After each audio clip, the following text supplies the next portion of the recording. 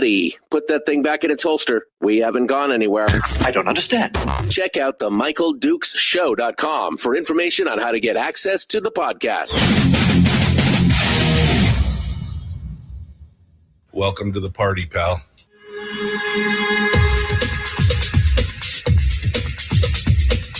The Michael Dukes Show. The greed and the entitlement is astounding to me. What more could you want from a low-budget radio program? This is a dumpster fire. That was just BS. It is time to get a new perspective.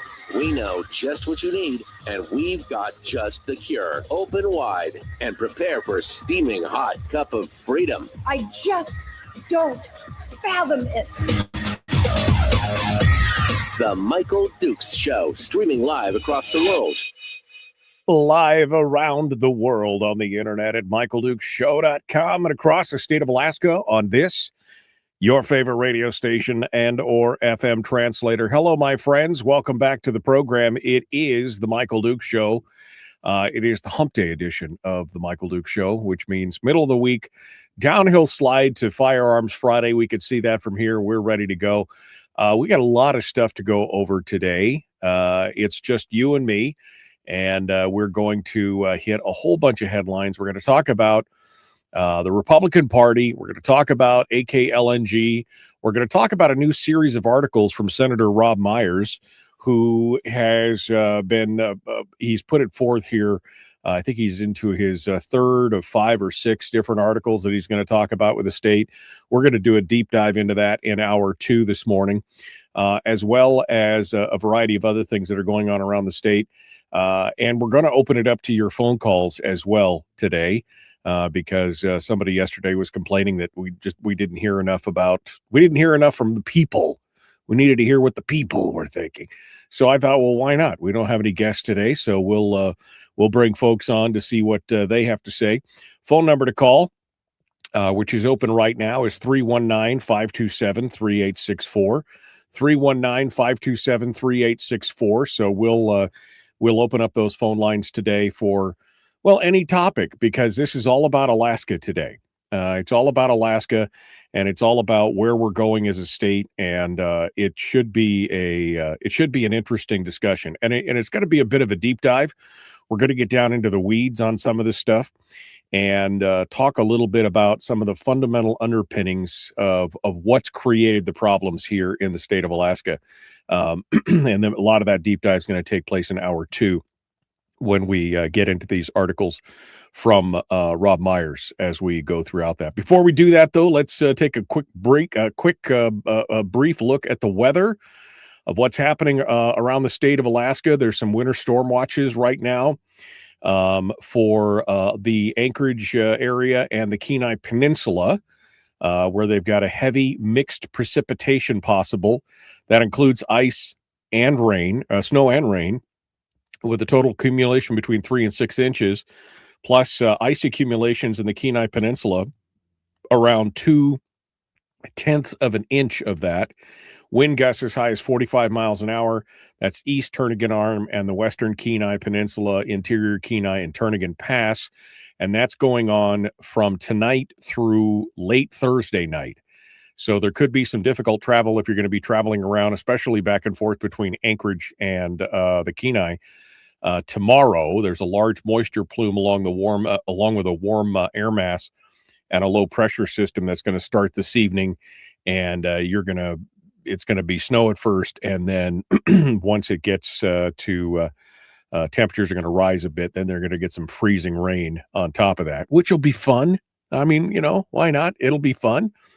Also, winter weather advisories for Anchorage and the Mat-Su. Snow is expected, accumulation between 2 to 4 inches, and that is this morning in Anchorage and through Eagle River between now and about 9 or 10 a.m. this morning, with hazardous conditions for the Wednesday morning commute. Also in the Mat-Su, also 3 to 6 inches in the central Mat-Su, Sutton, and upper Mat-Su Valley until 3 p.m. this afternoon, and then 2 to 4 inches in the lower foothills until 1 p.m. this afternoon. So snow, and then some rain just to mix it up and make it more interesting.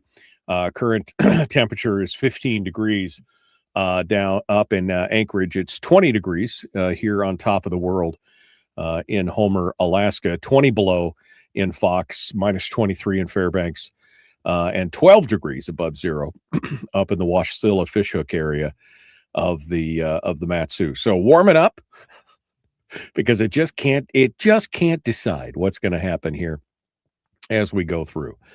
It's it is what it is. It's we love it. All right. So again, phone lines are open 319-527-3864. And we're gonna crack into we're gonna crack into some interesting stuff today. And I want to talk a little bit about where do I want to start here? There's so many different things to jump into. I think we'll start on the idea that we can keep going the way that we're going right now. The way things can just continue the way that they're going to continue.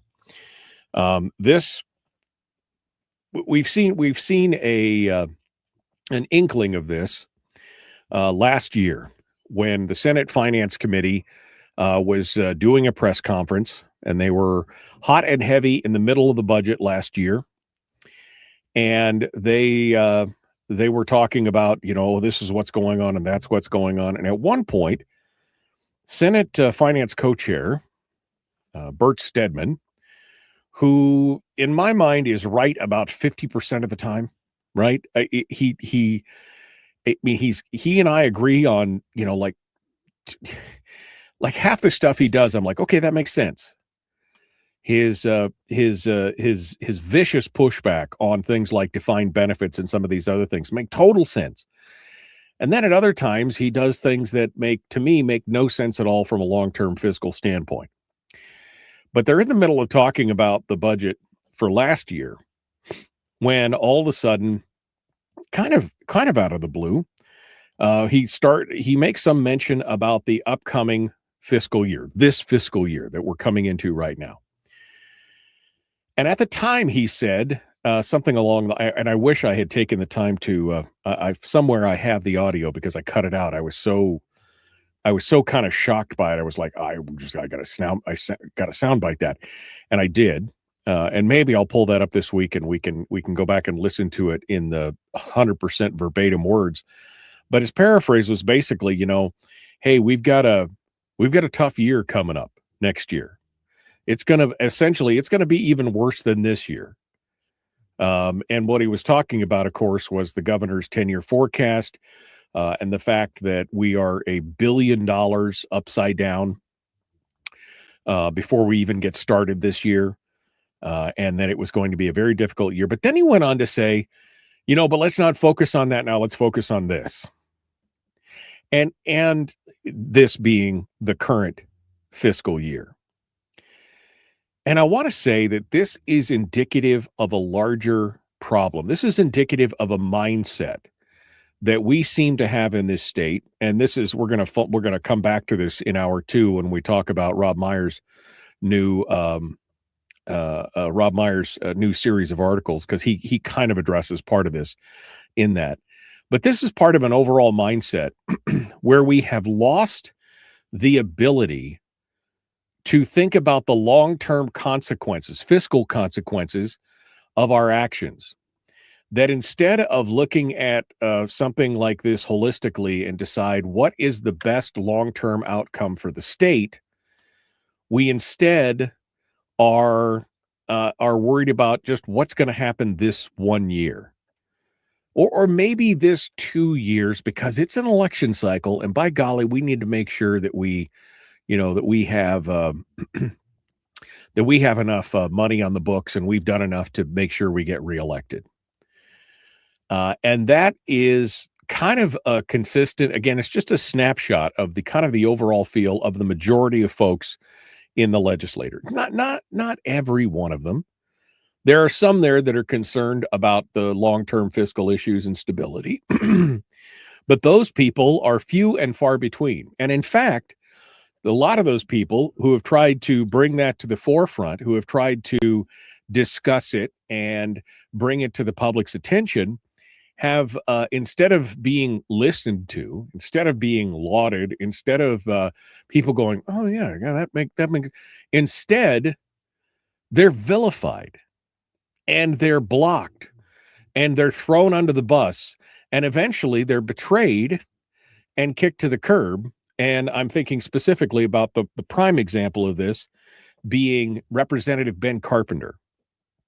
Ben was a stalwart defender of the idea that we needed to have a long-term fiscal plan in this state. In fact, he's the guy that almost single-handedly tried to bring about a plan that was not his own, was not something that he dreamed up and cooked up in the back room.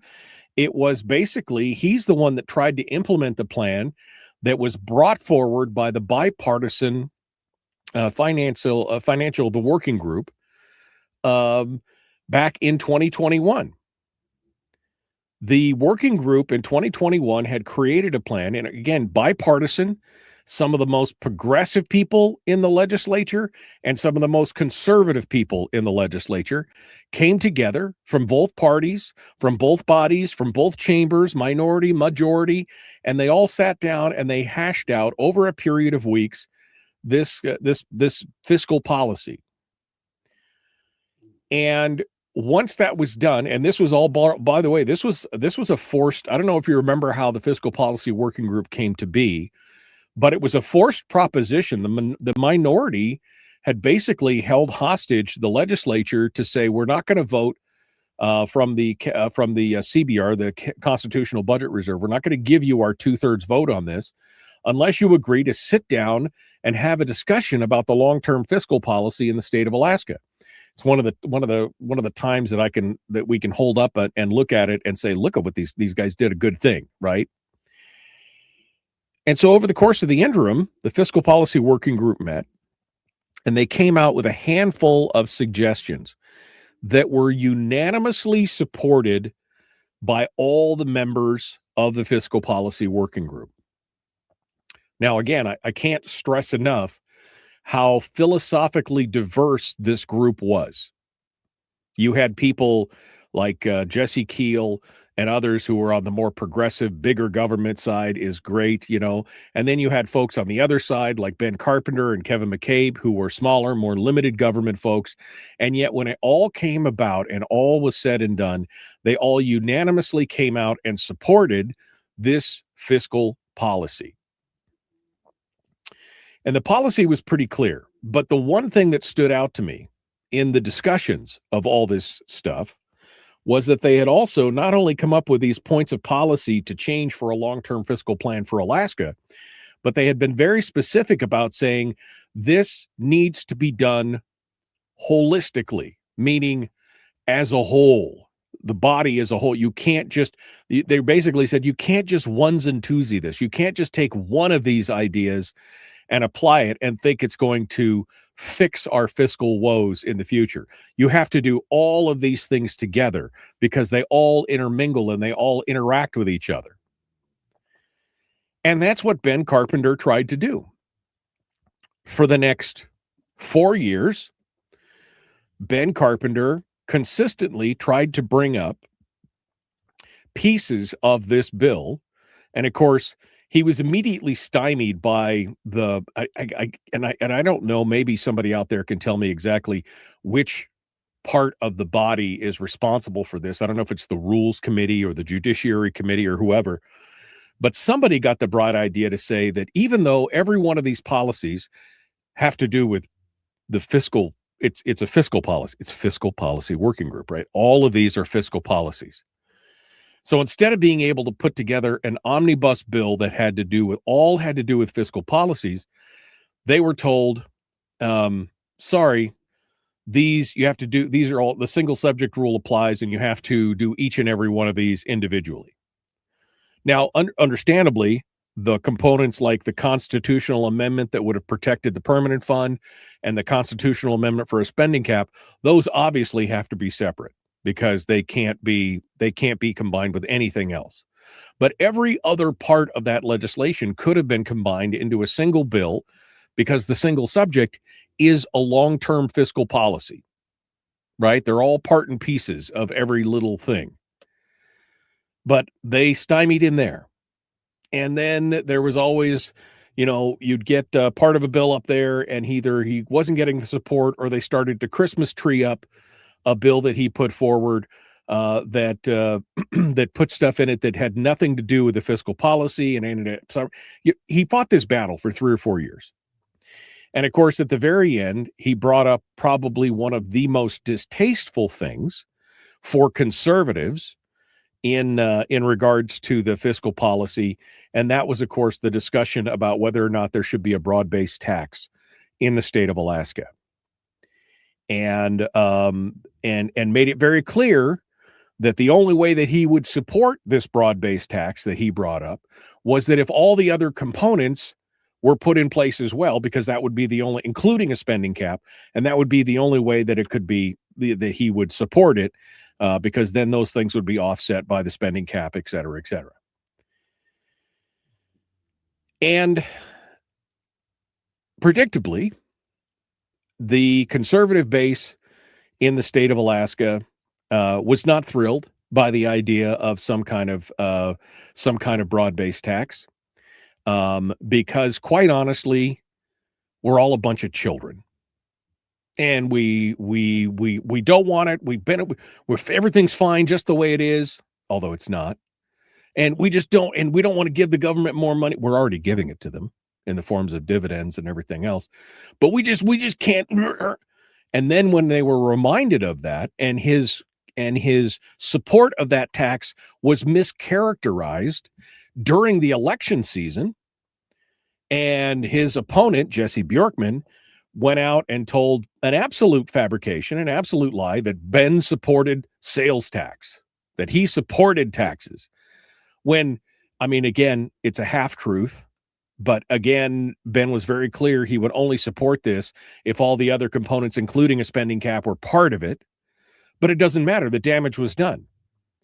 And because people are so emotional and so stupid en masse when they're like sheep when they're in mass, they just go, taxes, and they voted Ben Carpenter out of office. The one guy who for the previous 3 or 4 years had been fighting to pull the state out of its fiscal spiral, and the one guy that was the adult in the room, and they shamed him right off the stage. That was the day that I figured out that we're probably doomed. Just if you couldn't see past the blatant manipulation by Bjorkman of the situation and the circumstances, then it doesn't matter. You're not thinking beyond the talking points anyway. And that's kind of where we're at. We've had this problem for years where nobody's thinking about tomorrow. They're only thinking about, nobody's thinking about 5 years. Nobody's thinking about 10 years. Nobody's thinking about the difference between the public sector and the private sector. They don't care about any of that. And this all started back in 1969 when we got that first $900 million plus check, almost $1 billion for the first royalty and lease payments and all that stuff. And at the time, the state budget was $162 million, roughly. I think it was 162, 157, 162. It's $160 million. And they got a check for almost $1 billion. And they burned through it like sailors on shore leave in Singapore. They burned through it like there was no tomorrow. That was the first indication that nobody was thinking about the future. They were thinking about right now and what can I get and who can I think and who can benefit from it. And that is the number one problem in this state. The number one problem in this state is that we are squabbling over the scraps. It's like we are trying to argue about who is going to be king of the ash heap as the house burns down. That's what we're dealing with today. And the general public, God love them all, they're not paying attention to the details.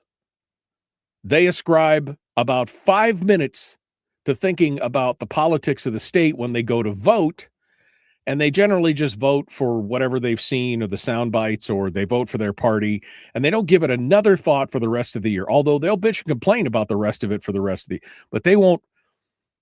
All right, I'm getting a little wound up, and I'm already late. We're going to continue this here discussion here in just a moment, and we're going to be back. Don't go anywhere.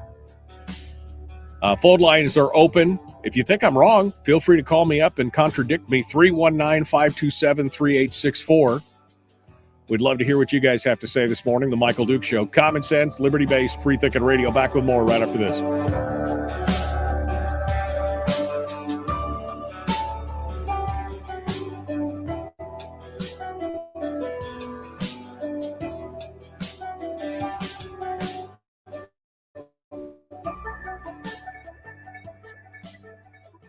If you missed the show, you can listen to it on your time with Dukes On Demand.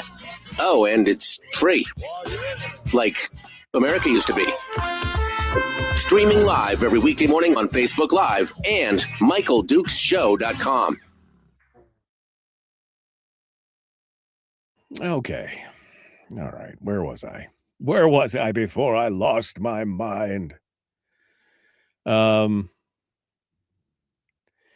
Fiscal Policy Working Group is still fake news, says Chris. It was never intended to do anything. Nothing more than a theater group LARPing.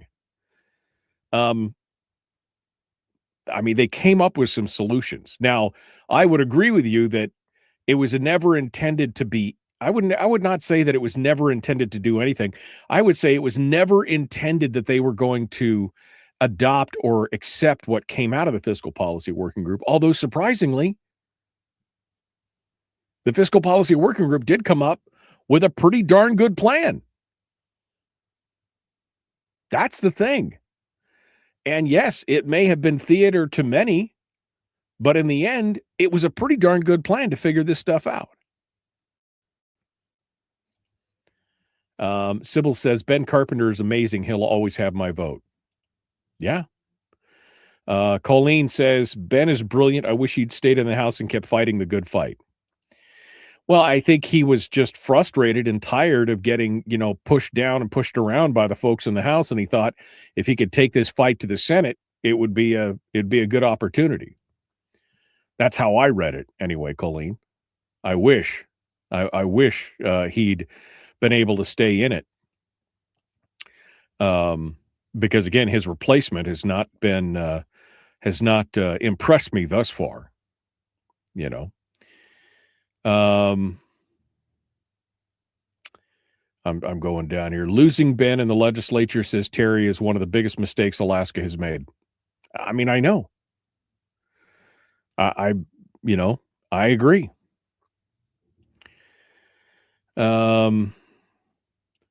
Says Fat Ray, I thought you were a lolbert libertarian.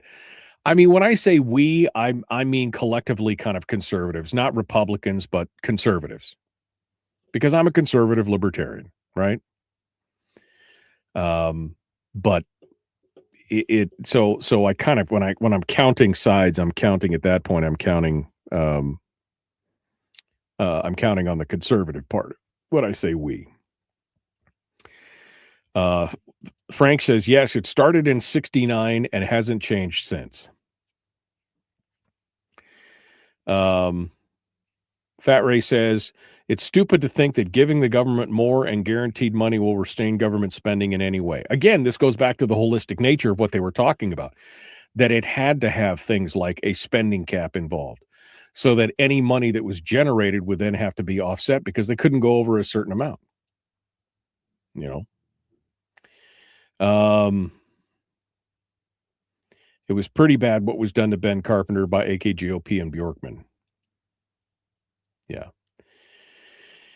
And Anthony, I think, is nailing part of it here. He said, it's true, though. Seems like the majority of people have fallen into a kind of political nihilism. And I wouldn't disagree with that. It's like they just pay attention just long enough to go into the booth and pull the lever for their party or their guy, their cult of personality, their whoever.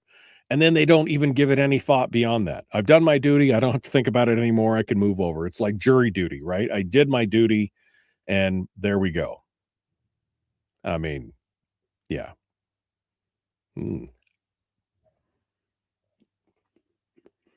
Breakfast of champions. Okay. Rick says, people better wake the hell up. We're going to have a sales tax. It's just a matter of time. This state is too dependent on oil. When the individual pays, they have a tendency to pay closer attention, in my opinion, but what the heck do I know? And that's part of what Brad's been saying for years. It's the part that I've had the hardest time coming around to over all this kind of stuff. And again, I'm only in favor of it if we have the counterbalance of a spending cap on top of that. Jeffrey said, you're talking about the ignorance of the electorate at large. And that's exactly it. All right. Most vote the name they recognize. Yeah, I mean, that's true, Terry. It's part of the problem is that most of the electorate is not educating themselves on most of this stuff anyway. Here we go.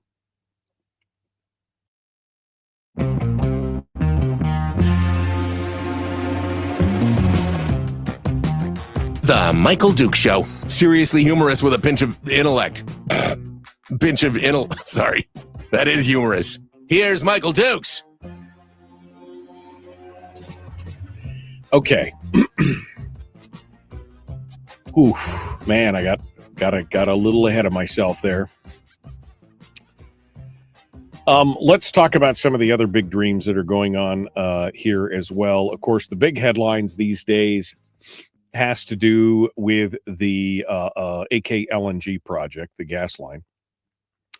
And Joe Pascovan, who is a former senator from Fairbanks, I've known Joe for 25 years probably, and he and I have probably disagreed on a lot of stuff, but he wrote an article in the Alaska Landmine yesterday that I found interesting, specifically because of some of the background on the article. And the headline reads, Alaska's natural gas pipeline is a long, long shot.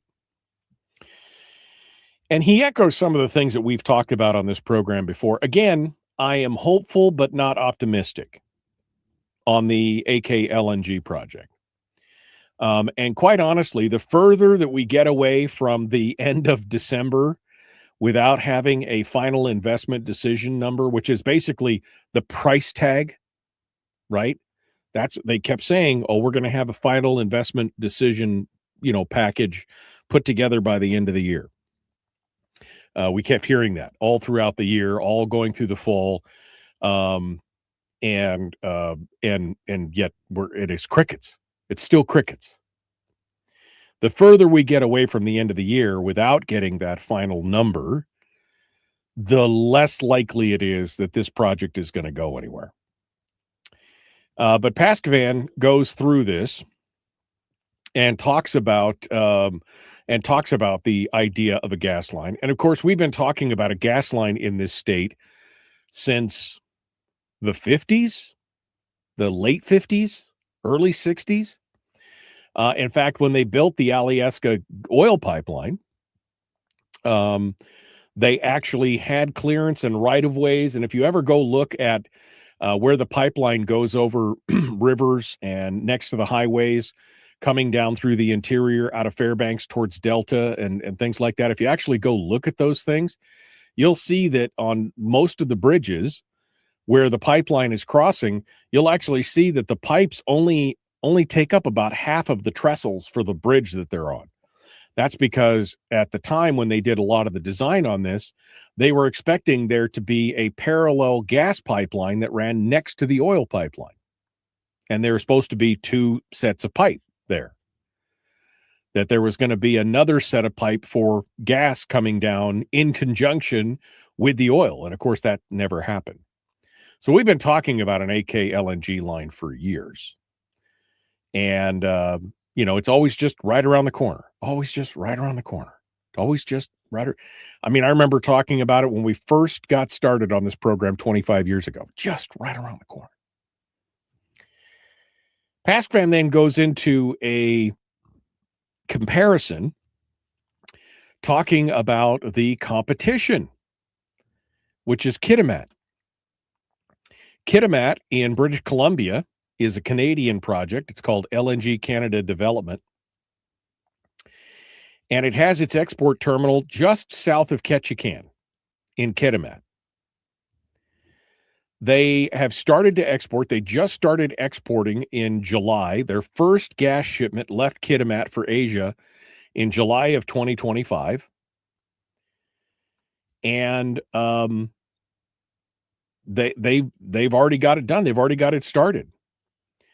And LNG Canada is a joint venture of Shell, Petronas, which is a Malaysian state-owned oil and gas company, PetroChina, the Chinese oil company, Mitsubishi, and KOGAS, which is the South Korean LNG, and it's the largest LNG importer in the world. KOGAS. They all own it together collectively, which is something that we don't have here. We have not explored that opportunity.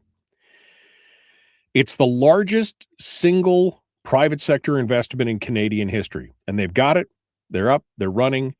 All the utilities and a lot of the big places in the in Pacific and in Asia have signed 18-year gas commitments with this thing, and it's already up and running. Now, this is all going on while companies like ExxonMobil and BP and ConocoPhillips have all withdrawn from the AKLNG projects and or everything else. Meanwhile, Exxon, BP, and Conoco all have significant investments in other LNG resources like the Permian Basin in Texas. And they're not likely to jump into an Alaska thing because they don't want to compete with themselves. Right? And the biggest problem is, of course, is that we have not received a single binding signed commercial contract with Japan, South Korea, or any of the Asian markets. We've had a lot of letters of understanding and memorandums of acceptance and all of them non-binding. All of them just very aspirational. Meanwhile, Kitimat has got multi-year deals with many different. All right. And this all comes back to the fact that the thing that makes me believe that this is probably not going to happen is, again, the fact that we do not have a price tag on this project. Now, it's been, 18 months since Glenfarne took the reins of this whole deal and started working on it, and they were so proud that Glenfarne was going to be part of it, and they were touting it and everything else, and of course, but the only number that we have is still the number that came during the Walker administration when they were working with China, and all this, and that price tag from 2016, 2017 is $44 billion, but it's 10 years out of date. And again, that's all pre-COVID, pre-tariffs, Japan buying U.S. steel, everything else. I mean, what has not gone up in the last 10 years? And then we were promised that we were going to have an investment decision and a price tag by the end of the year, and we still have crickets. And this is part and parcel of a larger problem, which we're going to get into later on in the show today. But I think this is indicative of what it has. And this is what I said when Glenn Farn and all these, and this whole thing first came out. You'll have to go back and find the podcast where I said it, but I remember saying it right near the beginning where I said, I have a feeling that this is just more political theater where the players involved, including Glenn Farn and other companies, are going to just milk this and percolate it along, put up all the do the effort, and then in the end they'll wash their hands because remember, there's a $50 million commitment from the state that they will pay back Glenn Farn for up to $50 million in expenditures and guarantee up to $50 million in the attempt to pull all this together. So it's a $50 million jobs program. Now, I'm hopeful. I would like to see Alaska Gas, but I see no feasible way financially how that's going to work out.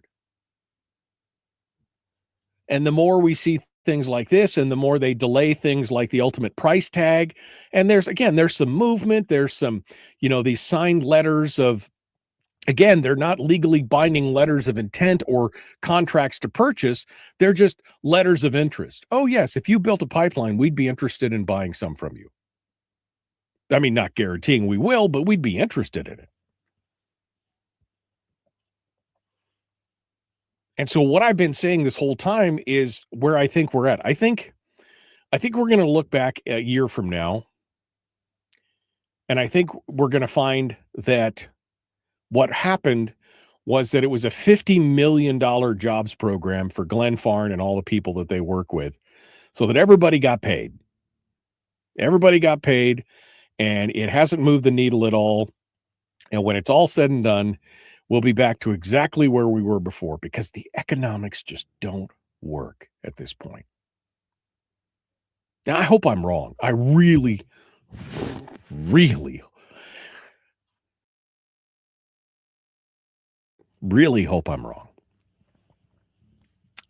And I hope something gets underway in the next 5 years. Meanwhile, the other damage that's done by this is that it gives people false hope that things like the South Central gas crisis will be alleviated because we'll have an LNG line right around the corner.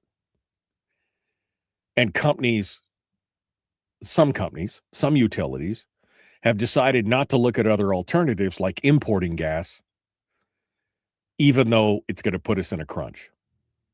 So it has a trickle-down effect in other areas. But this article from PaskFan over at the Alaska Landmine is a pretty good one. You should go over and read it. I'll drop a link to it in the chat room, and you could take a look at it. It's just, it's just one of those things where they're feeding. It feels like bread and circuses, right?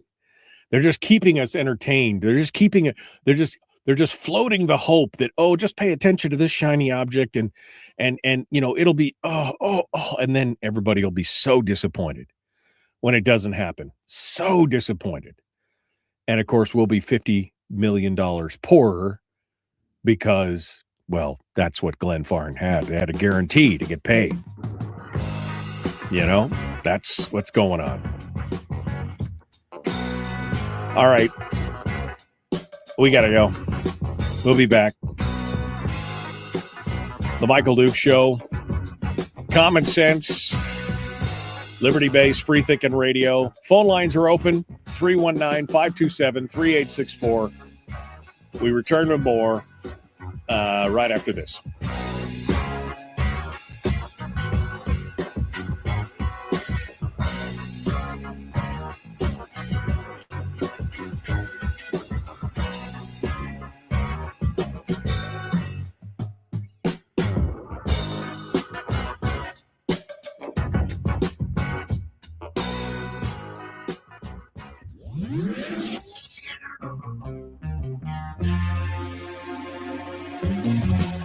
Running on 100% pure beard power. Oh, also some coffee.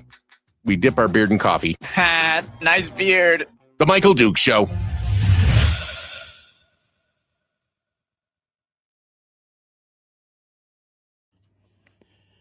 Frank says, You don't see it how it will financially work out for the gas line. How is the financial plan working out for the state budget? When it comes to government finances, don't have to work to be implemented. When it comes to government finances, don't have to work to be implemented. But see, that's my exact point, Frank. If this was a government thing overall, if this was all about government, they would have already started it. They would have already started building it, and it would have been cost overruns, and it would have cost 2 or 3 times what it would have been cost by the private sector. The thing is, the one saving grace on this whole deal is that Glenfarne is working within the private framework, the private economics, which is why ExxonMobil and ConocoPhillips and all these other companies have bailed out of it, because they know that the economics don't work in the private sector. That's the point. This is not a government financial program.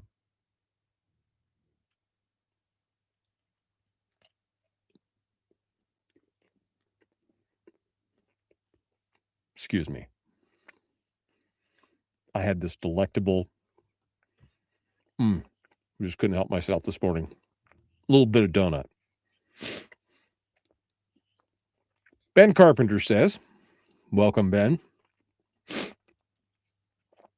Do Alaskans want economic prosperity, or are we content to have permanent fund earnings and federal dollars care for our needs?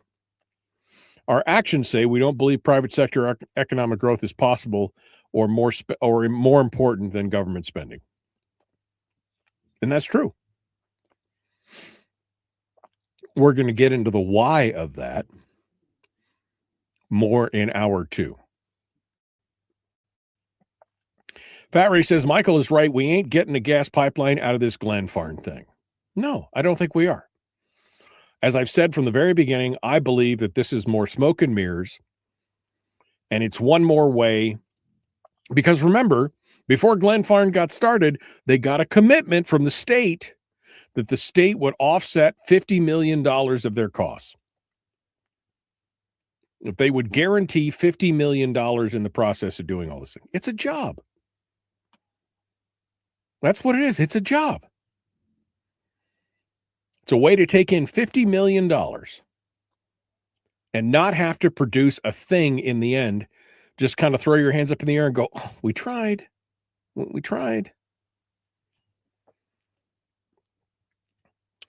Anthony said, it's unsettling when you ask people about certain bills, representatives, et cetera, to realize how little most people actually know and then go and vote blindly. And this is not unusual. I mean, you guys are the super voters. You guys are the ones that are informed on most of the issues. You guys are unique, okay? I mean, I don't want to blow your egos up or anything, but you guys are more informed than probably 95% of the electorate. It is unsettling when you ask people about certain things that are going on in the state, and they have no idea what you're talking about. No idea. Let alone the interaction between the state and the federal government, and then let alone what's going on in the federal government as well. Although they could probably tell you a lot more about what's going on at the federal level than they can about what's going on in your own backyard. Which, again, they have little to no impact on in the long run.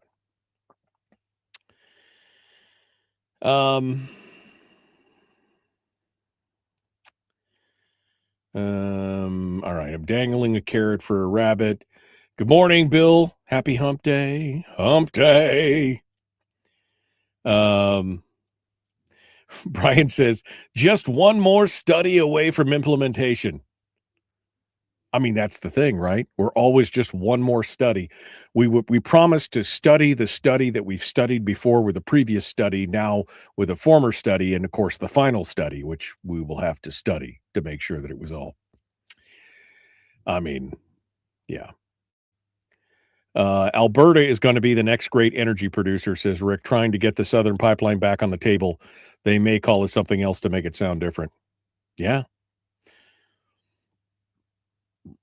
I thought the Permian Basin was controlled by MTEX.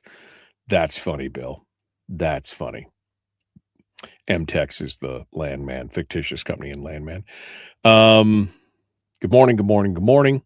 Brian says it will stay in the news and just within sight until the fleecing of Alaska citizens is complete. And you probably just summated it better than I ever could, Brian. That's 100% what we're talking about. It'll just be dangled just out there. Oh, just until the money's gone, and they'll be, oh, sorry. Until we run out of money. Oh, sorry, just not enough. That's all it is. Yeah. The current odds are 60 to 70%. I think it's probably 60 to 70% that it's not going to happen. All right. We're going to continue.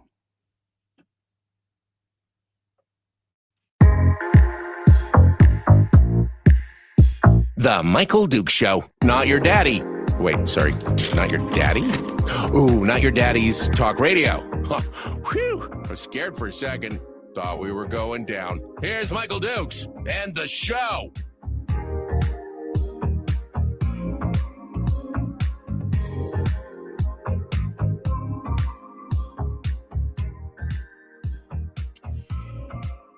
And I'll tell you what's not helping this whole situation. Starting where we started here at the beginning of the hour with the long-term fiscal plan not going anywhere, and this lack of vision in the state. Moving on to this, how we get changed by bread and circuses and this shiny thing of the LNG and all this other kind of stuff. And part of the problem here is that we've got a whole class and a whole group of politicians and leaders that really aren't living up to what they should be. And we've seen this. Did you see of course, we've got legislators that go down to Juneau and they do something that completely surprises their own electorate and creates this this problem down there. And then the conservatives all circle the wagons and shoot inward. And nobody's dealing with this well. Suzanne Downing over at the Alaska Story had a piece. Now this is after last week.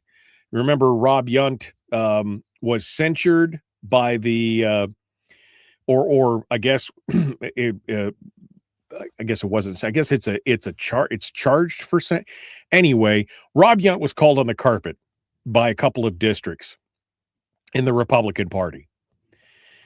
And apparently, instead of working it out with the districts and going on and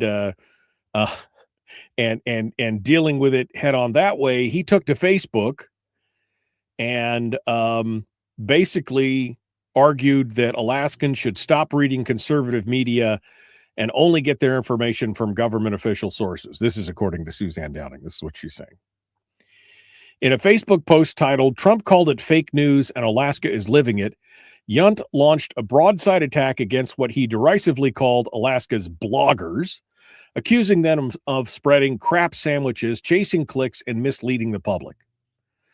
He didn't name outlets, but his target was obvious because, of course, the Alaska Story, the Alaska Landmine, and the Alaska Watchman had all reported on the fact that he was being censured by these districts, that they were attempting to censure him.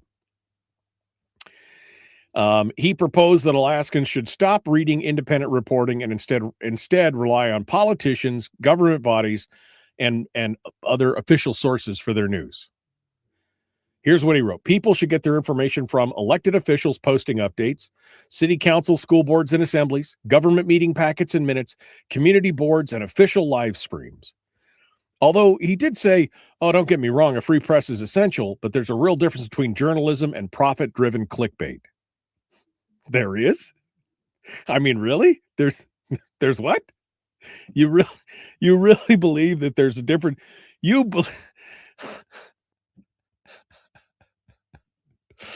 I mean, but this is classic, right? This is classic. And this is because what we're watching here is we're watching the Republican Party essentially just eat itself. Now, as a libertarian, a conservative libertarian who I feel like my ally, my biggest ally in this fight are conservative Republicans. And watching this from the outside looking in, I'm like, what are you doing? What is going on? And this is a problem that's been going on for years, which leads me to another interesting article, which just came out this morning.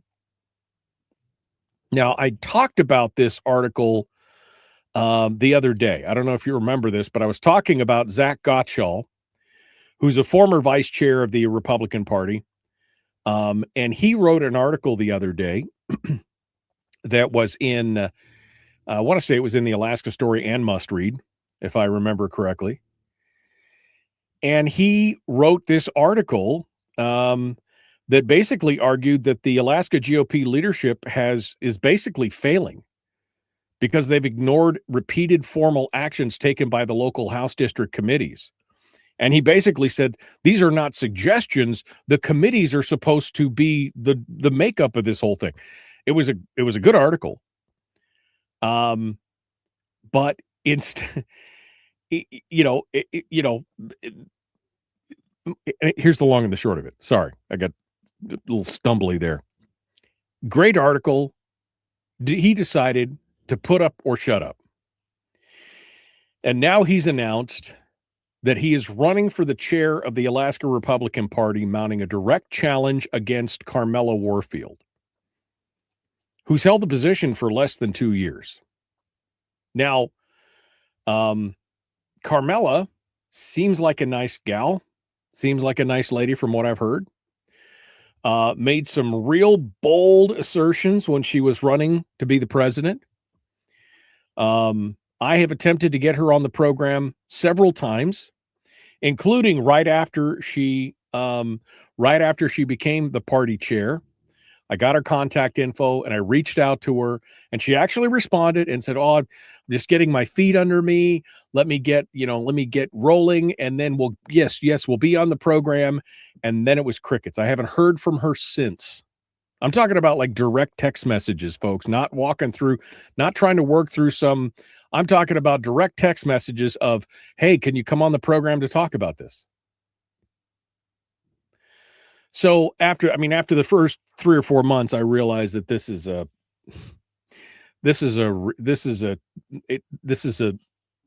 it's all smoke and mirrors. I just realized that this was going to be disappointing. But after his dynamite article, he's decided that he's going to run. And I can't wait to get him on the program to talk about it. Hey, we're out of time. We got to go. Back with more. Lord have mercy. I'm glad I looked up. I mean, I'm glad I looked. Whoa, we're out of time. Yeah. Crazy stuff. All right, where are we? Let me see what's going on here. She has been a real disappointment, said Terry. Yeah, she has. Yeah, Comrade Yunt advocates only party-approved news. I mean, I really like Rob. In my discussions with him and talking with him, I really like him. I think he's a pretty sharp guy, but I don't understand the political moves or the philosophical moves that he's making here. And I definitely don't understand taking to social media to try and shame somebody like Suzanne or whoever, and then tell everybody that they should only get their news from approved sources. What kind of craziness is that? I don't understand that at all.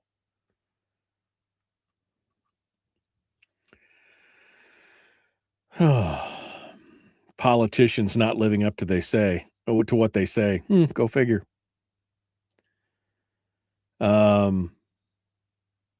Terry said, "That's right. That's why he needs to go. His arrogance is unbelievable."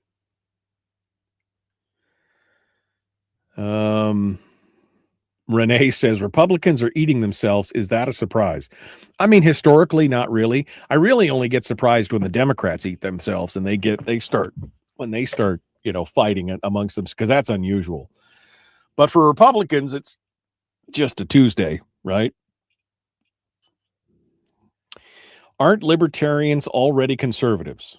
Nope. Nope. There are more flavors of libertarian than you know what to do with, Frank. Time travel happens when you're on a rant. It does, doesn't it? I mean, I fully expected that was only going to be like my first 30 minutes of conversation to cover those articles. And here we are, I mean, right up to the wire on an hour. Good morning, good morning, good morning.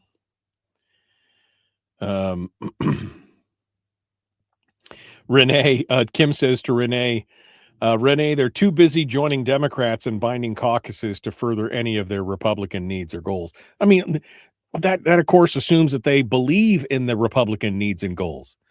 And the more I look at this, the more it looks like to me that the Republican Party in many ways is just a convenient moniker that they can slap on themselves because they can get away with it because the party doesn't hold them accountable.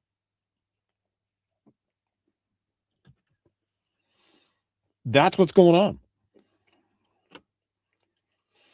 I'm going to drop this in the chat room. This is the article talking about Gottschall's running for party leadership. We're going to try and get him on the program. Maybe I can get him on tomorrow. See where he can go from there. All right.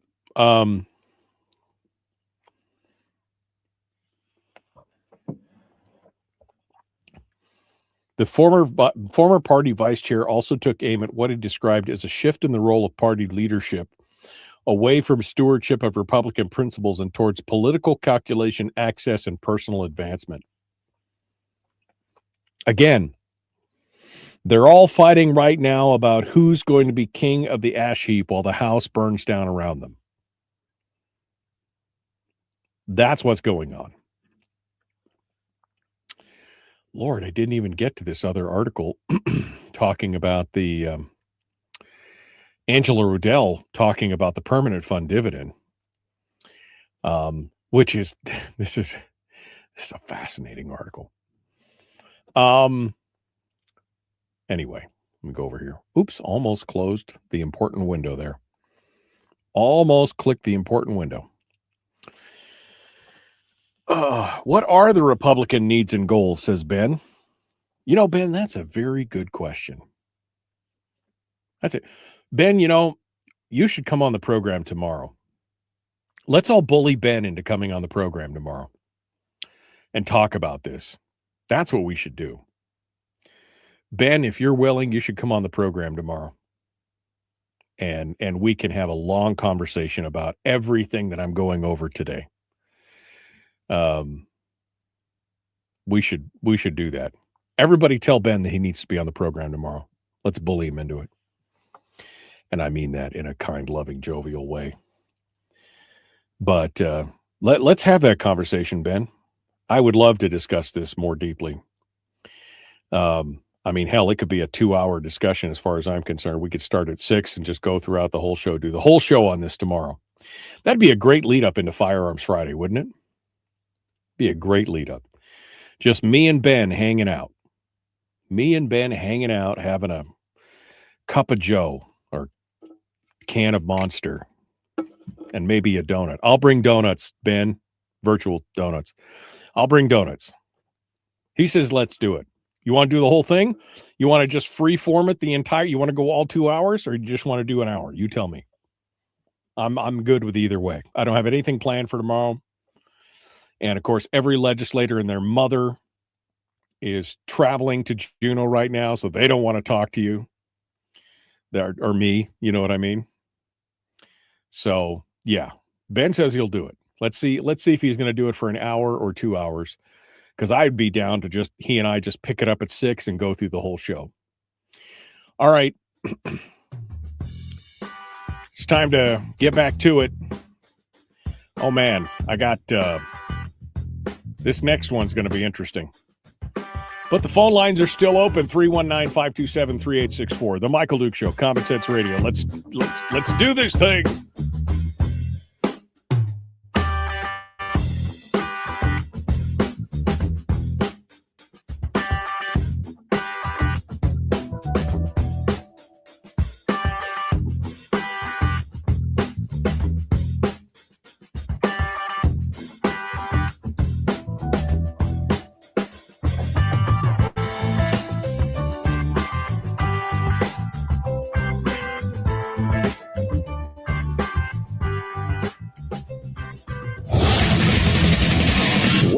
buddy, put that thing back in its holster. We haven't gone anywhere.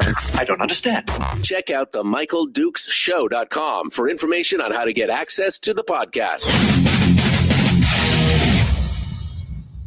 Welcome to the party, pal.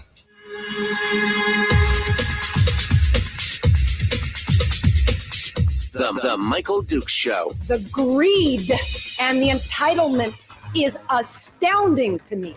What more could you want from a low-budget radio program? This is a dumpster fire. Sounds just BS. It is time to get a new perspective. We know just what you need, and we've got just the cure. Open wide and prepare for a steaming hot cup of freedom. I just don't fathom it. The Michael Dukes Show, streaming live across the world. Live around the world on the internet at michaeldukeshow.com. Across the state of Alaska on this your favorite radio station and or FM translator.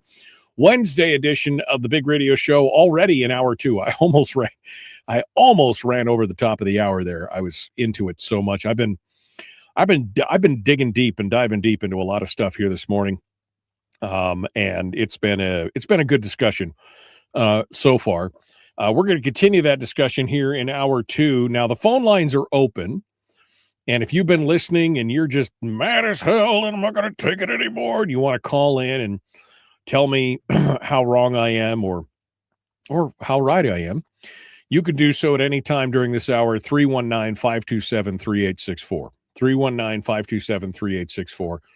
Love to hear what you have to say on that as well. In hour 2 here, we're going to dive down into it. I wanted to get to this story about Angela Rodell and the PFD. And I think we'll start off with that. And then we're going to dive into Senator Robb Myers, his new series. I don't know if you've been following this series that he started writing over at the Alaska Street. Is it on Must Read too? It may be on Must Read too.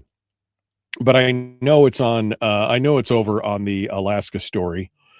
And it is a multi-part series where he's going through kind of the history of Alaska and the finances and the PFD. And we're going to dissect it a little bit and talk about some of this stuff because he is laying out some great stuff here. And if you're not following the story, well, that's where we need to be. We're going to be jumping into that. First and foremost, though, let me give you some weather warnings from around the state. Current temperature here in the beautiful Homer area is 20 degrees, 18 degrees. 18 degrees. Oh, they just put up a new wind. They just put up a new I just got a new alert. It's a storm warning, heavy mixed precipitation possible, accumulating 6 inches with ice accumulation in the Kenai Peninsula around 0.2 of an inch. It's supposed to be 19 degrees today and 37 degrees tomorrow. That's where it's going around here. East Turnagain, Western Kenai, Southern Kenai Mountains, Interior Kenai Peninsula, and Turnagain Pass. It starts tonight through late Thursday. Large moisture plume alongside the warm air mass will rise in south central starting tonight. Precipitation is going to be snow at first, and then once the temperature rises, it will transition to freezing rain. So new snow with freezing rain on top. It'll be fun. That's for Anchorage and the Kenai Peninsula. And of course, there's also a winter weather advisory for Anchorage, 2 to 4 inches of snow, as well as the Mat-Su expecting 3 to 6 inches of snow for both the upper and lower Mat-Su, all the way up in Sutton, central Susitna Valley, lower Susitna, Matanuska Valley, and more. Hazardous weather conditions this morning in both areas. So the morning commute in the Mat-Su and Anchorage today going to be a tough one. Meanwhile, it's 20 below in Fairbanks, and they got a few inches of snow and 20 below, and they're just happy as they can be that they're not in Anchorage right now, I guess, with all that stuff. So it's going to be interesting. So that's the news there. Tomorrow on the program. We just got confirmation. Ben Carpenter is going to be on the program to talk about stuff tomorrow. And he's not lucky. He deserves it. And we're going to dive down into a lot of the things that we talk about today with Ben Carpenter. So it's going to be a good deal. So let's get to it. I've got this new story that I wanted to talk about, this Rodell, and Ben couldn't agree more with what Ben just said. Rodell was on a roll with her observations and then tripped over her prosperity with her conclusions. 100%. I read the first half of the article and I was like, what? Well, what? And then I was like, oh, I see. Let's, I want to get to these stories, but as I said, the phone lines are open. And my friend Willie Keppel is out in Quinnahock near Bethel, and he's calling in this morning. So let's see what he has to say. Good morning, Willie. What's on your mind, my friend? Well, good morning, Alaska. I had just a couple of quick things here for food for thought type deals. And my first food for thought was, what made Mary Peltola decide to run for Senate when she could have run for governor? I mean, out here, we knew weeks ago that Lyman Hoffman had announced that he was going to back Dan Sullivan. And if Lyman backs Dan Sullivan, that's almost pretty much a guarantee that our regional native corporation, Chilista, is going the same direction, because they all want mining to the max. Even though, I mean, here Mary worked for Donald Mine for 6 years out here after she left the legislature. And so my thought was, what in the world made Mary go that direction when she's already ticked off Lyman Hoffman? And Lyman Hoffman and Gene Peltola Sr. were the two people that grabbed a hold of Mary years ago and says, we need you to go take on Ivan, the Republican state representative out here, and be our gal, our Democrat vote in Juneau, and they got her elected. So whatever made the major swing here, I thought was pretty darn interesting, and it's confusing to me why Mary would run when she didn't have that support, because I'm seeing just tons of let's beat Mary up on Facebook out here right now. Mary didn't do a good job, and she didn't fool anybody out here for the most part. I mean, diehard Democrats are going to do diehard Democrat votes for sure. Well, Willie, that was my first thought. Well, before you go to the second one, I had the same question, because it wasn't 2 or 3 weeks ago that it wasn't just Chilista. It was several native corporations had already backed Sullivan and had already committed to his backing. I mean, why jump in now? I mean, if you miss the window, you could still get in as governor. Why would you jump into this now when a lot of the backing that she relied on for her first run is already committed to somebody else? Why do it now? I was wondering, is it just because she gets the chance and the notoriety to run again, and then she can coast on it for another couple of years? Or, I mean, I don't know. I'm just wondering if she even expects to be able to win. He has $4.8 million in his war chest, and she had $48,000 in her war chest. I mean, is this a serious run, or is this just a name visibility thing to carry her on to the next thing? Well, I'm confused about that, but I know Mary Peltola for well over 30 years.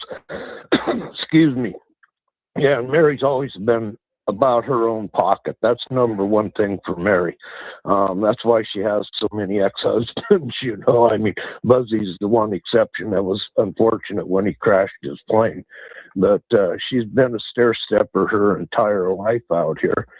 So that part didn't surprise me. And the only thing I can think of is she's riding what Alaska Federation of Natives want. She's tied in tight with Anna Cook, who's on the board of AFN. Anna is also the CEO of Bethel Native Corporation. So, yeah, I don't know. I'm just confused about the whole thing. Mary's making big bucks as a consultant for a law firm on political issues, And I think it probably boils down to it's just another way to not have to do anything but still keep your pockets full. That's my guess. But I'll move on from there. I digress, you know. The other one I had out here is we all know that Trump is trying to get mining going, and the Republicans all want mining. And I'm for mining where I don't think it's going to destroy the environment. But I'm totally opposed to Donlin mine. It sits 7 miles up a valley from the Kuskokwim, and they're going to build the world's biggest sludge pond of poison there. Behind a 460-foot high mud wall, a dirt wall, and 1.5 miles long, mile wide. It's a disaster in the making sooner or later. But the thing is Donlin now, they don't have the available funds to build basically a $3 billion pipeline from Cook Inlet to Crooked Creek. And I know doggone good and well that they were talking long and hard about how do we get the state to go for a general bond, obligation bond, a go bond.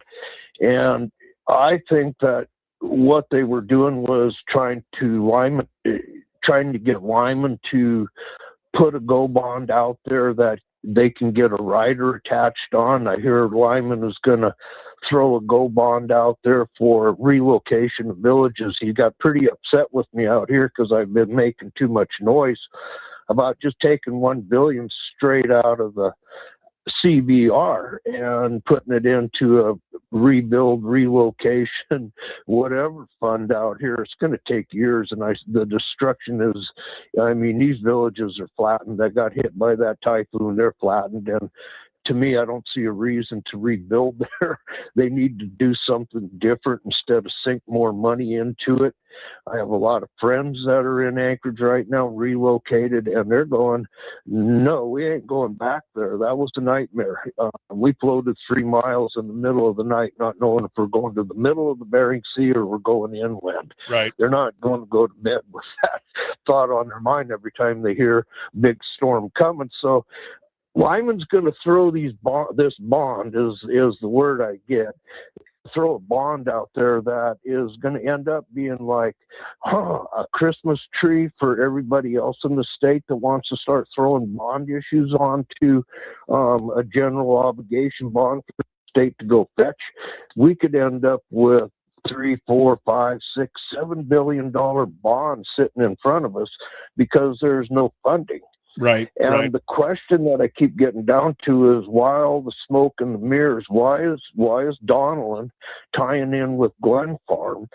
And Glen Farm doesn't have an LNG plant in Cook Inlet. Why isn't Donlin just tying in with the Hillcorp group that's remodeling the Marathon plant down there? Right.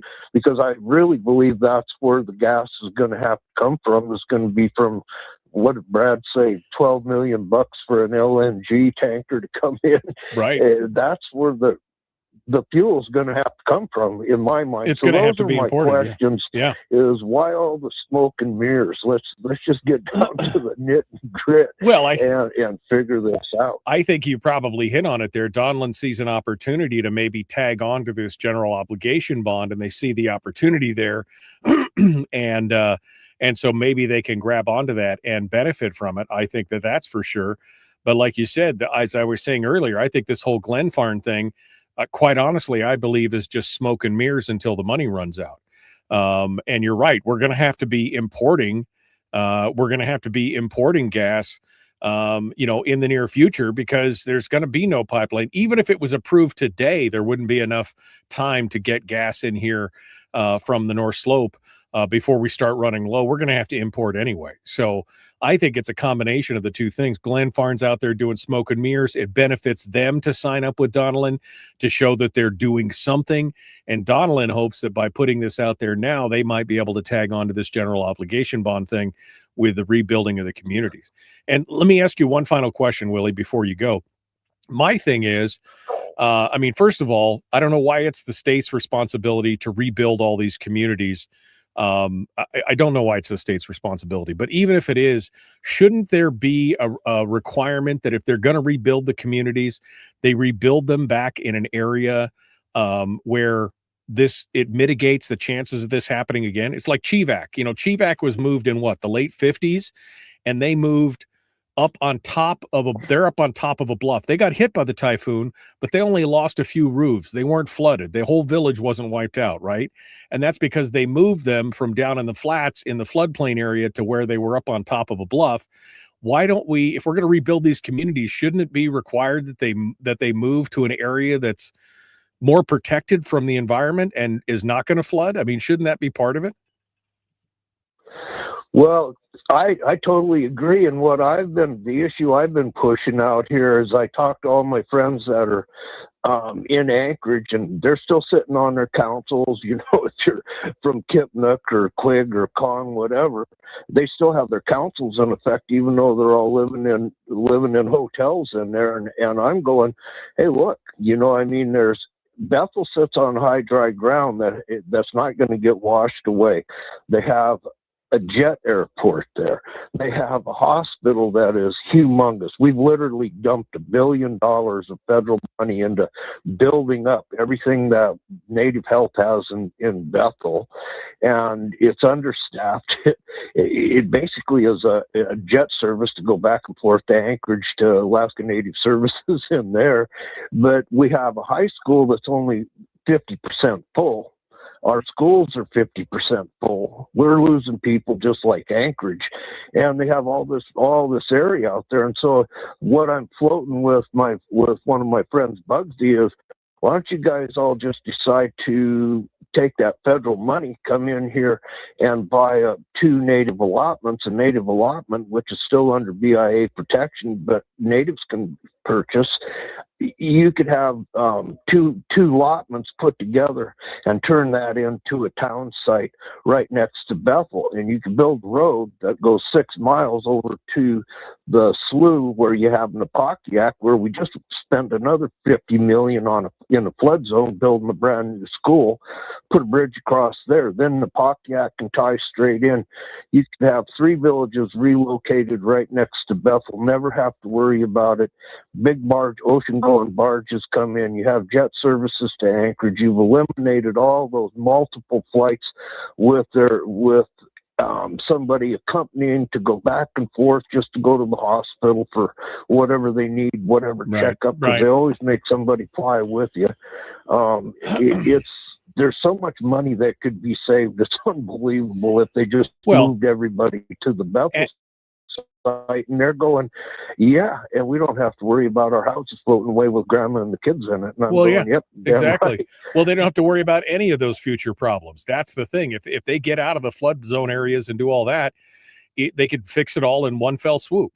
So I agree with you, Willie, on that. Thank you for calling in. I'm sorry, I'm up against the break. I'm a little bit behind now on what I plan to talk about, but we're going to get into it. And then, of course, we will continue. We're going to talk about this article with Robb Myers, his new series of articles over at the Alaska Story. We probably won't get through it all today, but we'll continue this discussion with Ben Carpenter tomorrow as well. But up next, let's get started on talking about this. The Michael Dukes Show, common sense, liberty-based, free-thinking radio.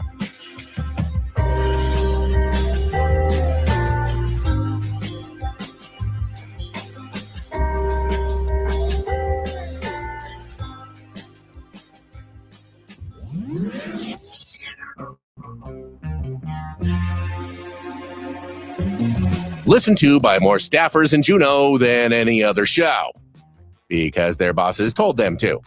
And after what they just heard, oh man, they're going to be pissed. You're a bad, bad man. The Michael Dukes Show.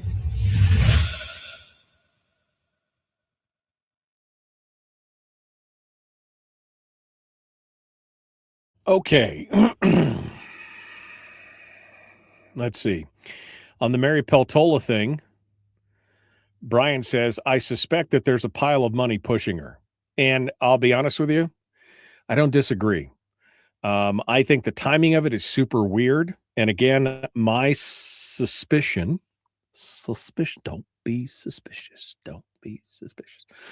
My suspicion is that she is doing this to just retain her visibility. I mean, she might have a chance. But again, after Sullivan just received the endorsements from a bunch of Native groups and Native corporations and everything else, and the fact that he outspends her 99-1, or I guess hasn't outspent her, but has then I would suspect that maybe she's not super serious about this. Ben says because there's another liberal woman running for governor, that's why she didn't do it. I don't know, man. I don't know.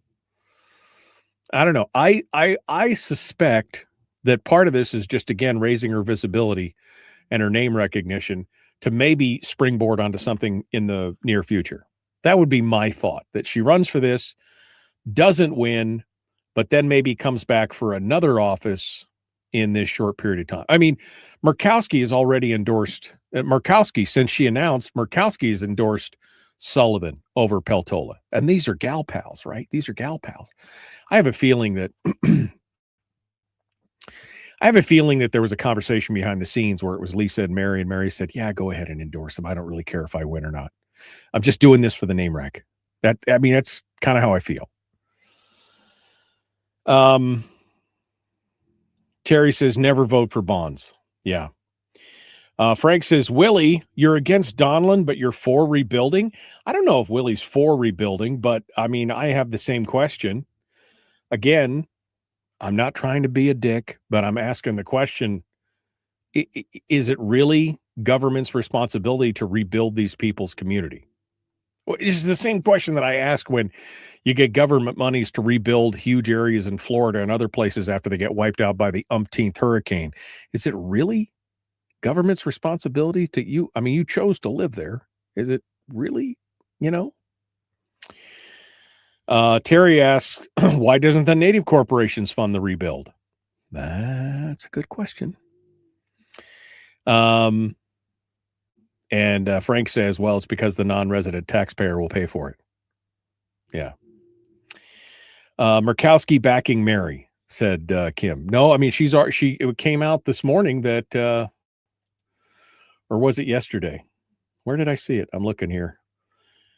She actually is backing Sullivan. Where is the art? I got way too many windows up here. Let me see where it is. But no, it came out that she is backing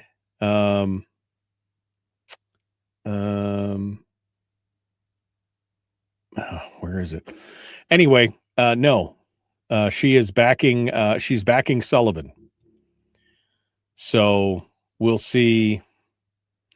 We'll see where it goes from here. I'm looking for this doggone note that I saw the endorsement of. But it doesn't matter. It doesn't matter at this point. Ben asked the question, who gets appointed to fill Murkowski's seat when she runs for governor? There's an interesting hypothetical. Yeah. Bill says the government not only replacing their homes, but also replacing their snow machines and four-wheelers that they lost as well. I mean, when did it become government's responsibility to do all those things? Right? I mean, all right. Well, we're going to get back into this, I guess. They're going to make George Rauscher, they're going to put him in the Senate. Oh God. Here we go. We're going to jump back into it. The Michael Dukes Show. Common sense, liberty-based, free-thinking radio. Like, share, subscribe, ring the bell, do all the YouTube-y stuff. Let's get to it. Here we go. Let's do it. Right now. There we go.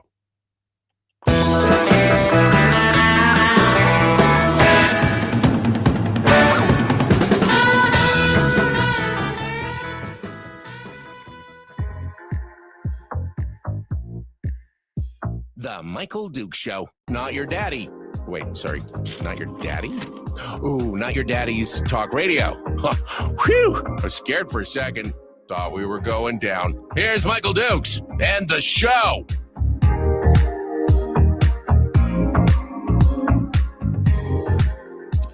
Okay, let's continue on here. The Michael Dukes Show, common sense, liberty-based, free thinking radio. We got two final segments here of the program, and I wanted to get into this a little earlier. We just didn't get a chance to, so we'll skip the Angela Rodell article for today, but we're going to come over to this new series of articles from Senator Robb Myers, who has written a series that he says is going to be multiple. I don't know, what did he say? It's going to be anyway, it's going to be a series of articles that talk about the history of Alaska and where do we go from here, essentially. And it's a fascinating peek behind the curtain as to where we were, where we started out, and where we are right now. The first article, which came out, this is something I hate about this thing with Downing, is that her articles don't have a date on them, so I can't tell you when it was published. It looks like the 30th of December. The first article is entitled, "Why Does Alaska Look So Good on Paper, but Perform So Badly?" Then the second article, which looks like it was posted about the 10th of January, reads, "Why Does Alaska Hold All the Subsurface Mineral Rights?" And then the third article, which was posted yesterday, I believe, is entitled, "Why Is It So Impossible to Cut Spending Unless the State Runs Out of Money?" And if you want to deep dive into what's going on in the state of Alaska and what happened and where we came from, this is a great place to start. And we're going to start off at the beginning, which is where we should start off, with the question of, why does Alaska look so good on paper but perform so badly? And he starts off talking about how Alaska is really, on paper, in an enviable position. We have some of the largest oil reserves in North America and have had them since 1977. They say we still have 22 billion barrels of recoverable oil on the North Slope. We've got at least 35 trillion. Now, I've heard up to 3 times that amount in the past, but 35 trillion cubic feet of proven natural gas reserves on the slope, which just 35 trillion cubic feet is enough to power the entire country for 390 years. Okay. We've got deposits of coal, gold, silver, copper, rare earth minerals, and everything else. And we have enough fish to provide more than half of the seafood harvest for the entire United States every year. On paper, looks great. On the other side, we also have no broad-based state tax. We have $85 billion in savings that spins off about $4 billion a year. But despite all of this, most of us feel we ain't doing so hot. Right? I mean, we talk about that. We talk about this on the program all the time. We have all of these pluses, and yet still, we're not doing great. We've talked for decades about our lack of infrastructure. We're still having the same conversation after 50 years of oil income from the slope, and we struggle to take care of the infrastructure that we have. We have a state-owned railroad, but it hasn't laid a mile of mainline track since 1940s, the late 40s, when it was owned by the federal government. We had over 60% of our healthcare spending being paid for by the government in 2010, and that's before Bill Walker expanded Medicaid. But we also have the highest healthcare costs in the nation with no end in sight to cost increases while we're losing providers and care at the same time. We've been adding more to the budgets of departments like public safety and corrections to address our crime rates, but only about 5 to 6% of charges actually go to trial, and those trials take years to conclude because of our dysfunctional court system. Our state has the second highest percentage of our economy spent on K-12 second highest in the nation, but our results have been among the worst in the nation for a decade. And the private economy, not doing any better. There's a median household income of the state is still above the national levels, but the gap between the two has narrowed considerably. The median income nationally has grown nearly 40% over the last 40 years, while ours has pretty much remained the same. He said, we're looking at finally building the gas line after decades of discussion. See our previous discussion in the last hour as to whether that's really going to happen or not. But we're going to have to import workers because so many have left the state in the last decade. We have thousands of acres of forest, but we hardly have any logging. Since 2005, our economy has been effectively flat outside of oil, government, and a couple of related industries. He said when he got first elected, he got a lot of the same questions about why our government and economy are in trouble. He said he got questions about state spending, the PFD, state services, and the low quality of the infrastructure. And he said in this series, this is what he wants to tackle: why things in Alaska work the way that they do.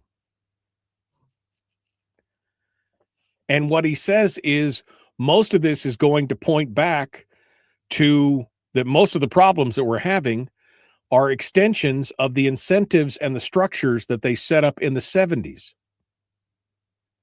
Human nature makes us more worried about what we would lose than what we would gain. The result in Alaska is that we've set up a system to make both residents and politicians averse to cutting spending or being friendly to the private sector. Human nature will draw us to pay attention to and cultivate where our money comes from, and our government, and for government that is not for the private sector as a whole. And here's the note. Instead, Alaska has hidden the true cost of government from the private sector. And it's clear that many of our politicians are intent on keeping it hidden because they're worried about the pushback on spending. And this is what we've talked about on this program for years. I want to say it was maybe, well, we've been doing this program for 25 now, almost 26 years next month. 26 years. No, 26 years. And it was probably 20 years ago was the first time that I made the thought experiment of what if we as Alaskans just received all of the royalties and revenues ourselves directly, and then we were taxed on it? What would happen to the size and growth of state government? I've been talking about that thought experiment for 20 years. And Robb Myers is elucidating it right here. The true cost of government in Alaska is hidden from the private sector. And many politicians want to keep it that way.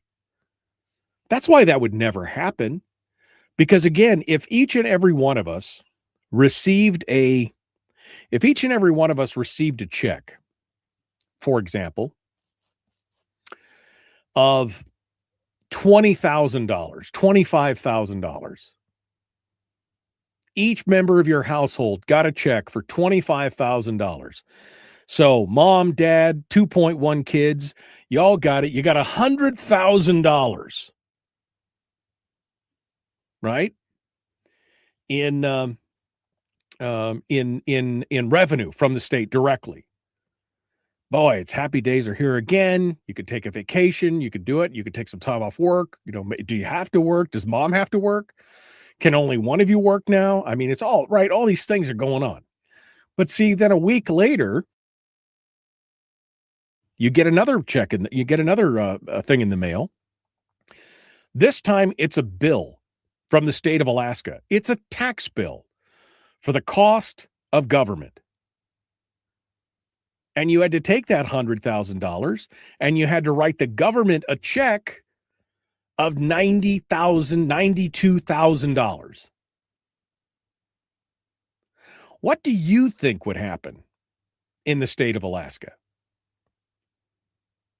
If you had to, you got a $20,000 or $25,000 check and you had to write a check back to the state afterwards of 80 or 90% of that, what do you think would happen in the state of Alaska? There would be a revolution the next day. An absolute revolt on what's happening. But see, because this all happens under covers, because this all happens and the money never touches you to begin with, and instead it goes straight to the state, you never see it. We've got a state that's spending what, $17,000, $18,000 for every man, woman, and child in the state. And we never see where that money comes or goes. It's all hidden.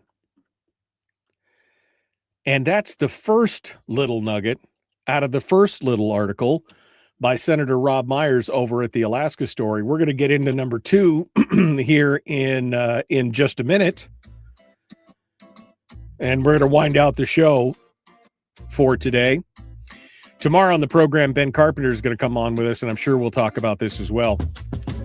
We're going to continue in just a moment. Don't go anywhere. The Michael Dukes Show. Common sense, liberty-based, free-thinking radio, back with more. And a final segment right after this.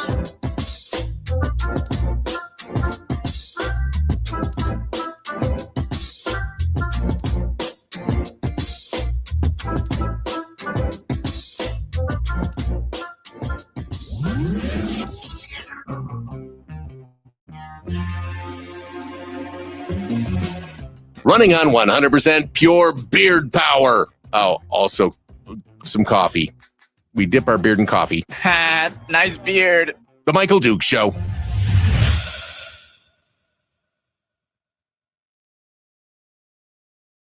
Okay. Let's go back over here.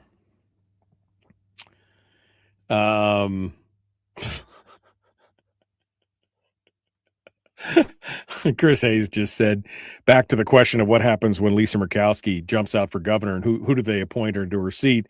Chris says, did Lisa have any kids? Just appoint one of them. Just continue that Murkowski dynasty. What's wrong with Alaska? Says Terry. What's wrong with Alaska? What isn't wrong with Alaska? LD says, because we're just a resource colony and Juneau acts like the company store. Amy, I did see your message about the address for the recipe contest, and I'm sorry I haven't responded. I've been super busy since I got back. I will get it to you. Don't let me forget, but I'll get it to you here. I did see that, Amy. Thank you. Ben says, the government economy is growing at the discretion of the legislature and the size of the spendable permanent fund earnings. Senator Myers is the only private sector thinker in the state Senate.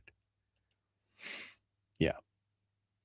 And Ben was saying, again, agreeing with it, many Republicans want to keep it hidden, right? They want that cost to be hidden. They don't want there to be a public broad-based tax because then people would start paying attention. Oh, you want more spending? Well, that means my taxes will go up. I don't, Yeah. Kim just says, 26 years of the show and I barely get a 1-year badge. Sorry, Kim. I have no control over the badging thing. That's a Facebook deal, but I know you've been here, buddy. I know you've been here.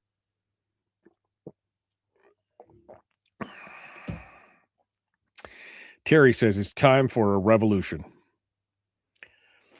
Used to be Republicans believed we shouldn't ask government to do things we aren't willing to pay for, but not in Alaska and Washington, D.C. No.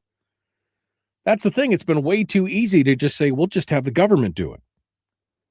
Which basically is saying, basically it's just saying, we'll have somebody else pay for it. It'll be fine. Fat Ray says there's absolutely no reason to think that taxes will make people pay attention to spending. Well, I mean, I know you've said that, and I know some people make that argument, but I guarantee you one of the things that we just talked about recently and something that Rob talks about in one of these articles is that they do pay attention to it. Look at what happened in Fairbanks when the borough tried to pull an extra $10 million out of the taxpayers. They could have found the money somewhere else. They could have made some cuts and found $10 million somewhere else, but instead they decided to bust the tax cap and do that. And 2/3 of Fairbanksans said no. So, you know, I see that as part of the issue right there. He then goes on to say, as evidence for my case, I point you to the blue states. Well, I mean, again, you're also seeing people leave with their feet from most of the blue states. The outflow from California, from New York to places like Texas and Florida, where the taxes are lower and different. That's that I would point as that evidence as well. People are leaving. Every one of us is paying the highest taxes in the USA more than any other state, and no one hardly knows this. I don't know if that's exactly accurate, but, you know, yeah, I'm with you. And that's why I've said many times, and that's why Ben has said many times, that the only way he would support any other form of taxations is if there was a spending cap that was attached to it, a constitutional spending cap that protected everything. That's the thing.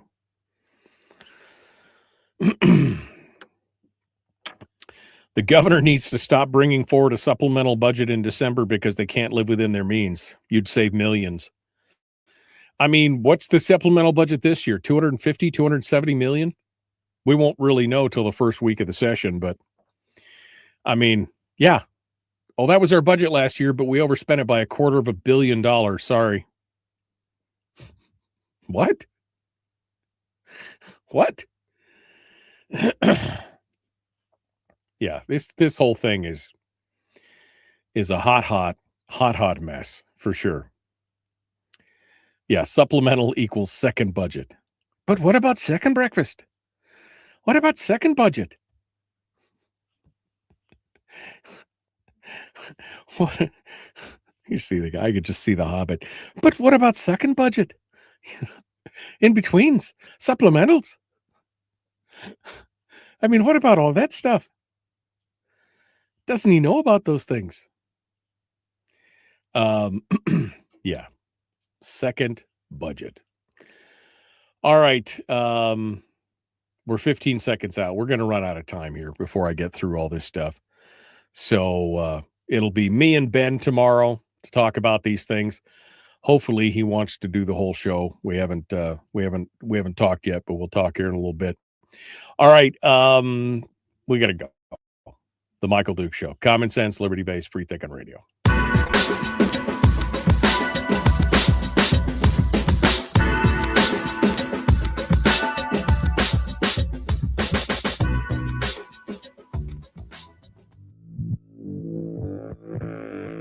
Public enema number one. Oh, wait, sorry. Enemy. Public enemy number one, which makes more sense. On the other hand, he's a little bit of a pain in the Michael Duke Show. They want to keep us in the dark. They want to treat us like mushrooms, where they just shovel some BS on top of us and keep us in the dark, and hopefully we'll still grow a little bit. That's kind of the whole point here. Again, keeping Alaskans in the dark and the true cost of government hidden from the private sector. That was the whole point of Robb Myers' first article in his series over at the Alaska Story, which if you haven't gone over and taken a chance to, I had a chance to read it. I'm going to go ahead and I'll post it up. I'll post it up in the chat room and you could take a look at it and start off with article number 1. Article number 2. Why does Alaska hold all the subsurface mineral rights? And this is kind of a history lesson on why this all came about and how this all came about at statehood. LD in the chat room made a comment about us being a colony. Where's the comment here? I want to read it specifically. He says, it's just because we're a resource colony and Juneau acts like the company store. And he's not wrong. We've been treated like a resource colony from the very beginning. And that was really partially intended. That's why they reserved all the subsurface mineral rights to the state. And the state can't turn over subsurface mineral rights to people, because the moment that they do, that land reverts back to the federal government. And that's all part of the statehood deal. That's all part of the statehood deal. And Rob talks about the subsurface mineral rights, and then he talks about how the permanent fund was created by Hammond as a way to see some of those subsurface mineral rights and those monies for people to be paid for that. Functionally, the PFD works as an indirect royalty for the average person. They're a corporate shareholder, right? They get a dividend from the corporation. The corporation is the state.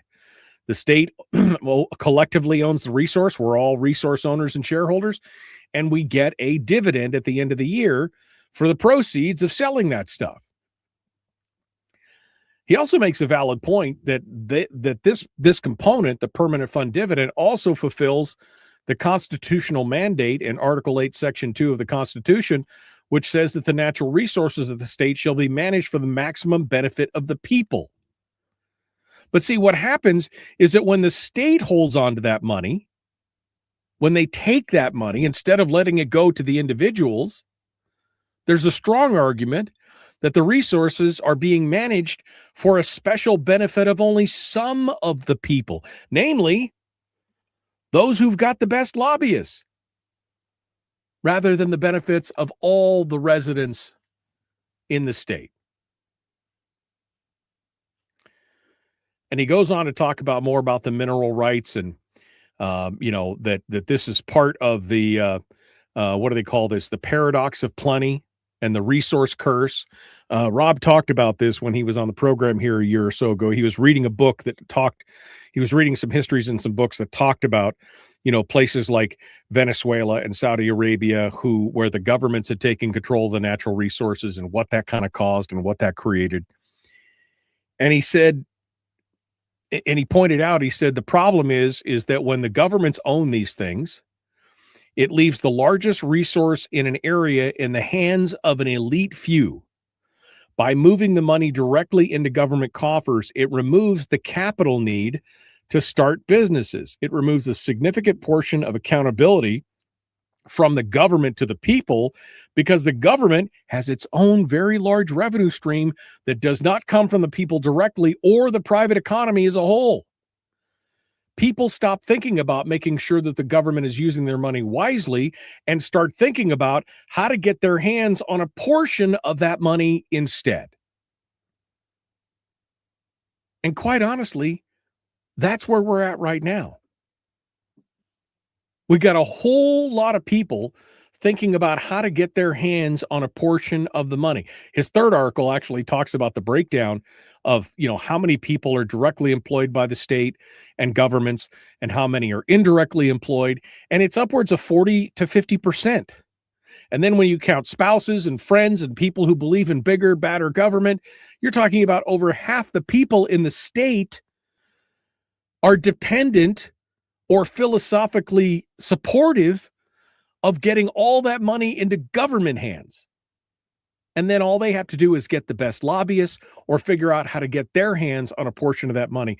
Do you understand why Alaska is purple now? Leaning blue instead of red? We love to beat our chests and tell each other how we're the rugged individualist, but how many people out there are doing that while at the same time basing their entire business model on government contracts, or have themselves or their families in some form of social safety net welfare or medical, Medicaid things? It's one side or the other. And the 50% in the middle who aren't participating in those, they're the ones that are continuing to get squeezed out. That's why when Brad was talking about the people who are leaving, and the people who are leaving are the working class Alaskans, is because they're the ones in the middle that don't benefit from either side of that equation.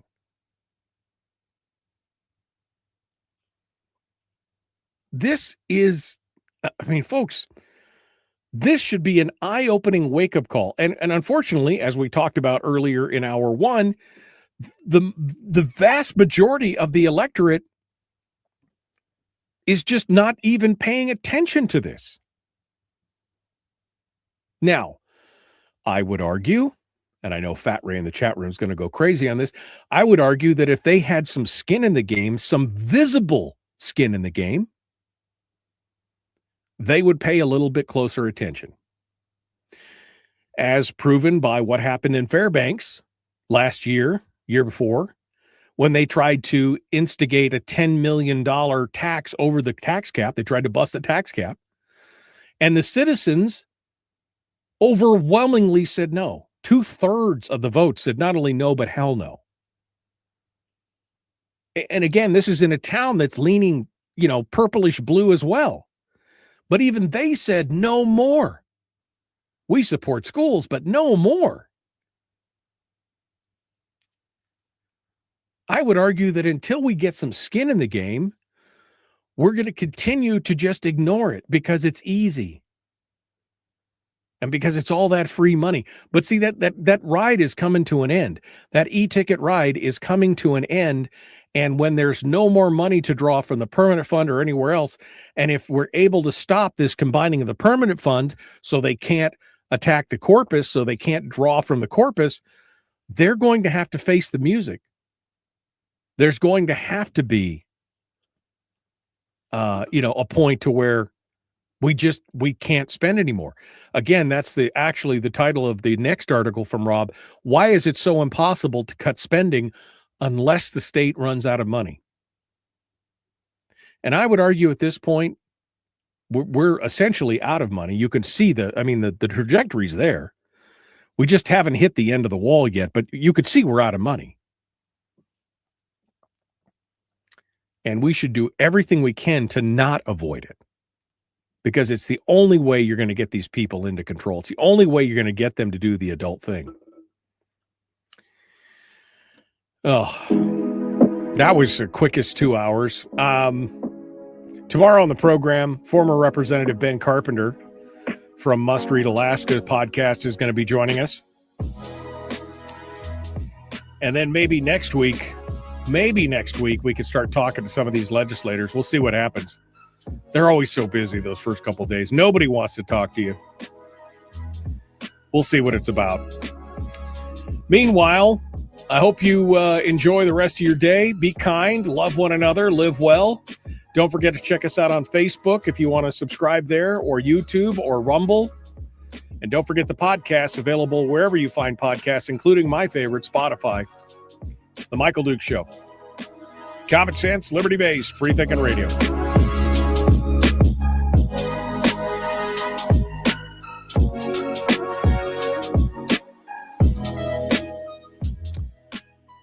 Okay, my friends, we are out of time.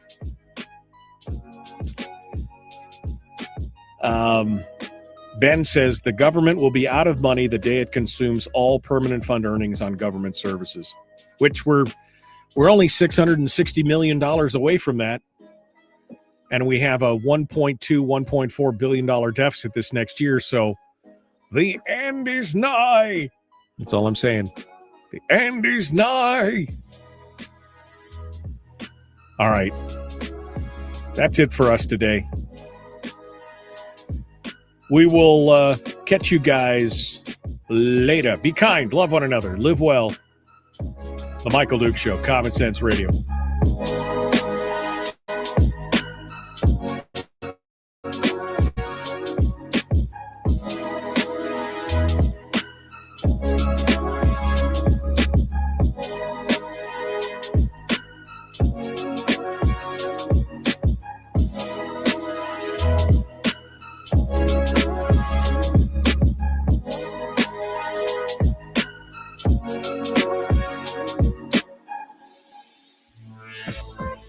We've shed our terrestrial radio skin, and now we are slimy lizard internet people. It's the Michael Duke Show. Goodbye.